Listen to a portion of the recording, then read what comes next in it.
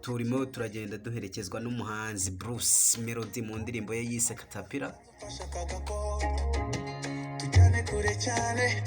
Yes, Katapira ni indirimbo yagiye ikora ku mitima y'abanyarwanda, aho bagiye bayikunda cyane bitewe n'amagambo ndetse usibye no kuba ari akaririmbo keza n'igikundiro cy'uno muhanzi witwa Itaha Iwacu Blaze korera umuziki we hadiya mu mujyi wa Kigali.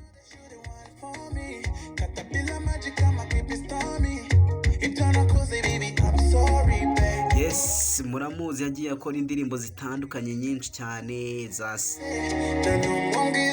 saa moya murazizi, za ntundize ndetse n'izindi ndirimbo nyinshi cyane zagiye zinezeza abanyarwanda n'abaturarwanda muri rusange.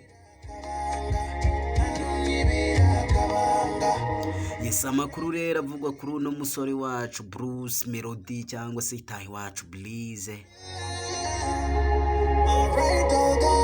Yes, umupapa w'umwana umwe, umwana w'umukobwa. Yes, amakuru rero ari kuvugwa kuri uno musore nuko muri no minsi ari mu gihugu cya Tanzania, ari muri TZ, hari kugenda akorana ibitaramo n'umuhanzi witwa Konde Boy Harmonizer, umuhungu w'Imana n'abantu nawe. Ubundi kuri uyu mubumbe, kuri iyi si hariho abahungu b'Imana babiri, hariho umuhungu muto ndetse n'umuhungu mukuru. Ushobora kwibaza ngo umuhungu muto ninde?